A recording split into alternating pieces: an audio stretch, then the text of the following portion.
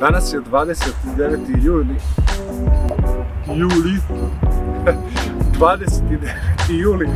U Beogradu je prelep dan. A ja da se predstavim u ovom videu, iako je možda ovaj video trebao biti prvi video, ko sam ja? E pa ovako, moje ime je Miloš, imam 39 godina, rođen sam u Zemunu, gde sam i odrastao.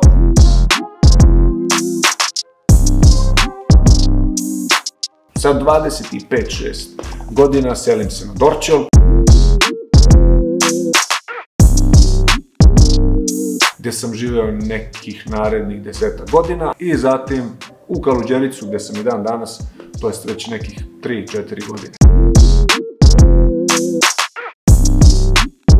Bavim se fotografijom i video snimanjem već nekih 10, 11, 12 godina. Što bi rekli, profesionalno imam svoju firmu i tako dalje i tako dalje. Ukoliko nekome treba fotograf, videograf, znate koga da okrenete. Šalim se, u stvari ne šalim se, ozbiljno mislim. Što se tiče moje slavne motokarijere,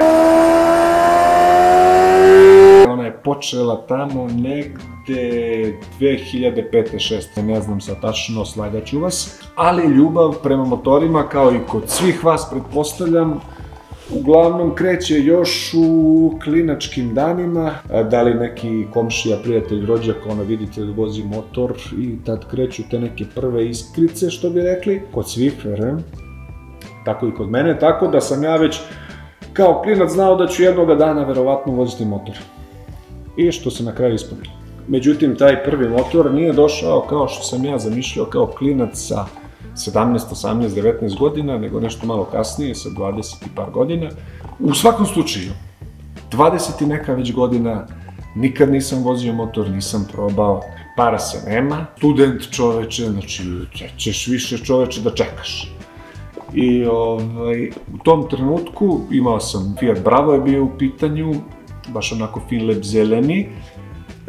Rešim da ja taj auto zamenim za motor.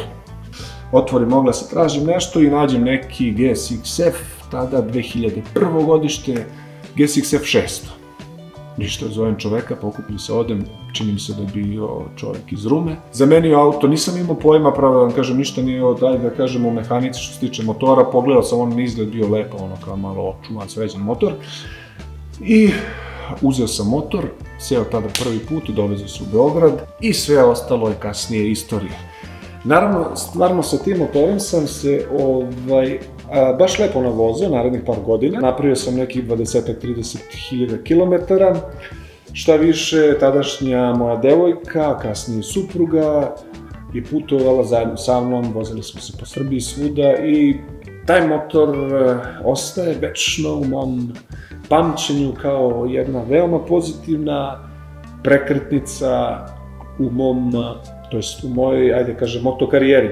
Ali svakako, neću da dužim dalje sa ovom pričom, mogu bi ovako da pričam i o narednim motorima danima, ali to ću ostaviti za neke sledeće vlogove. A što se tiče ovog samog kanala, Artist Ride ime u tom trenutku prošle godine dajem sa mišlju, odnosno i sa idejom, uglavnom da radim te kao reelsove, storije za Instagram, TikTok i da sve to ja radim na engleskom. Međutim, kako sam prešao na YouTube i kako sam se odmakao od tih reelsova i shortsova, jer mi je to stvarno, iako izgleda ono fino, lepo, ti sve nešto brzo, nije toliko interesantno kao samo putovanje i to mi onda predstavljalo neko opterećenje za snimanje, nisam uživao, dok u vožnji ovako kad vozim se negde i da snimam, uživam.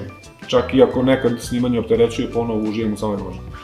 Naziv Artist Ride je ostao, svakako da sad vratimo nazad, verovatno bi bio neki naziv koji je na srpskom, jel te? Ali dobro, nema veze. Artist Ride je ostalo, Artist Ride će ostati, tako da nadam se da me pratite. Koliko me ne pratite, zapratite sad upravo dole, kliknite klap subscribe, da bi ja kasnije mogao da zarađujem i da se vozim onda besplatno. Jer ono, znaš, ako ti tu plaća, ti uzimaš pare, sipaš benzin i vozaš se, razumiješ, tako da onda u suštini vi plaćate moje vozenje, da se ja vozim besplatno. Da ne bih više dužio pričao i da ne bih smarao vas, idem malo da se provozim.